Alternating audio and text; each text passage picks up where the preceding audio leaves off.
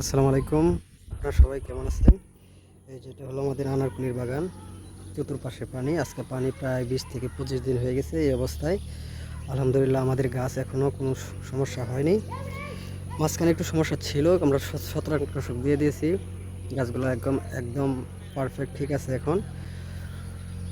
গাছ এখন মনে হচ্ছে যে পুরোপুরি সম্পূর্ণ রোগমুক্ত। আপনারা একটা জিনিস লক্ষ্য করে দেখবেন যে গাছে অনেক সময় পিঁপড়া থাকে। এই পিঁপড়া মারার জন্য বা পিঁপড়াকে আপনার গাছে দেওয়া না আসতে পারে, সেটার জন্য কি করা লাগে সেটা আমি পরে ভিডিওতে আমি বলে দিচ্ছি। আমাদের গাছে অলরেডি ফুল চলে এসেছে, ফুলগুলো আপনাদেরকে আমি দেখাচ্ছি।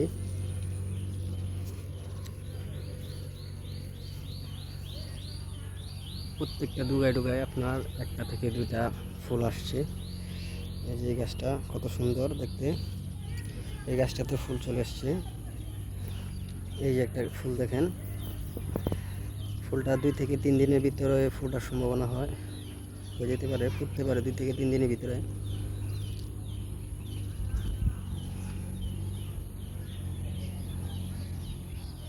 মাশাআল্লাহ, দেখতে আমার অনেকটা ভালো লাগতেছে। এই গাছটা একটু সমস্যা, গাছটা আপনার গরু ভেঙে ফেলেছিল। প্রতিটা গাছে আলহামদুলিল্লাহ ফুল চলে এসছে।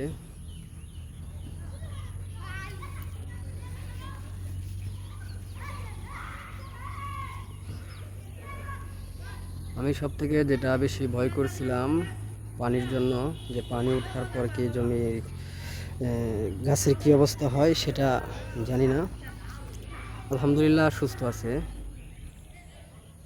দেখেন পানির অবস্থা, 3 থেকে 4 ইঞ্চি পরিমাণ পানি আছে। ওই পাশটাতে যাই,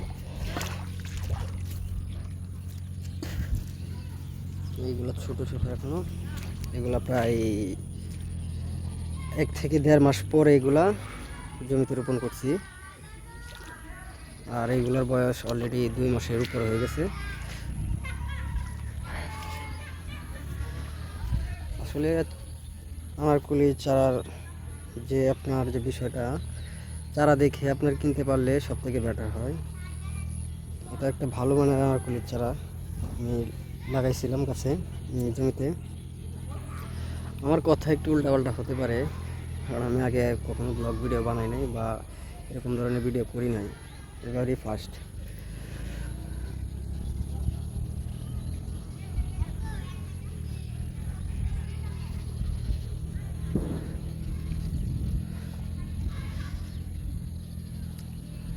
আমরা মাচাগুলা করব কিন্তু পিলার দিয়ে, কিন্তু আপাতত আমরা এভাবে আরও 15 থেকে 20 দিনের সাপোর্টের জন্য এভাবে দিয়ে দিয়েছি।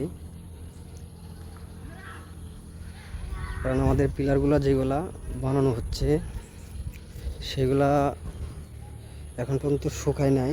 8টা পিলার আমি জমিতে পুঁতছিলাম, কিন্তু পিলারগুলো ভেঙে গেছে। এই পিলারটাও নিচ থেকে ভেঙে গেছে।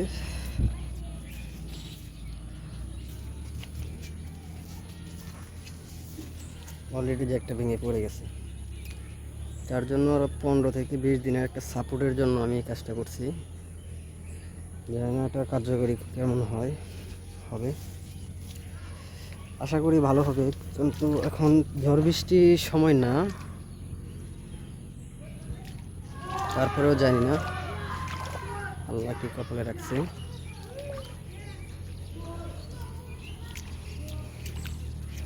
আমার মনে হয় যে পানিতে মনে হয় যে আনারকুলি চারা বেশি কিছু করতে পারে না আমার জানা মতে। যে সাগরের যে নোনা পানি আছে বা সাগরের সাইডে যারা আপনার এই চাষবাস করে, ওই অঞ্চলে সমস্যা হলে হতে পারে। এগুলো গাছ আপনার অনেক শক্তিশালী।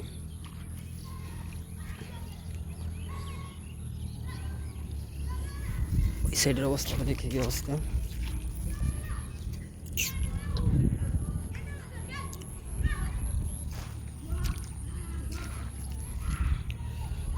গাছটা এখনো শিকড় ভালো করে নিতে পারে নাই, এই কারণে গাছটার এই অবস্থা।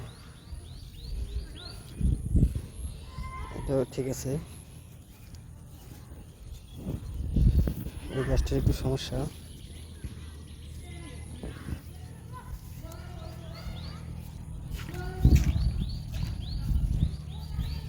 দেখছেন পানির কি পরিমাণ।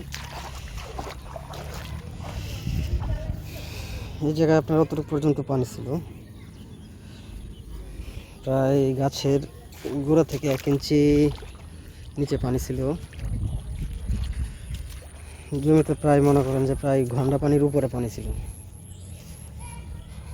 আমি অনেক টেনশন ছিলাম, কিন্তু এখন আর টেনশনটা করতেছি না। মনে হচ্ছে যে বাগানটা ঠিকঠাক থাকলে কোনো অসুবিধা হবে না।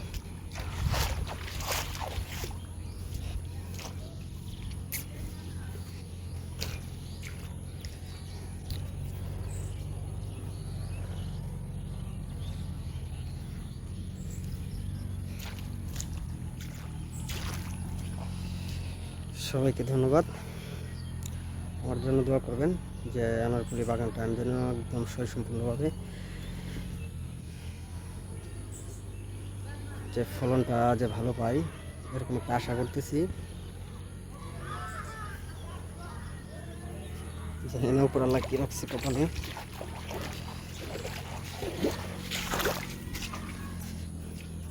আসসালামু আলাইকুম, সবাই ভালো থাকবেন। খোদা হাফেজ।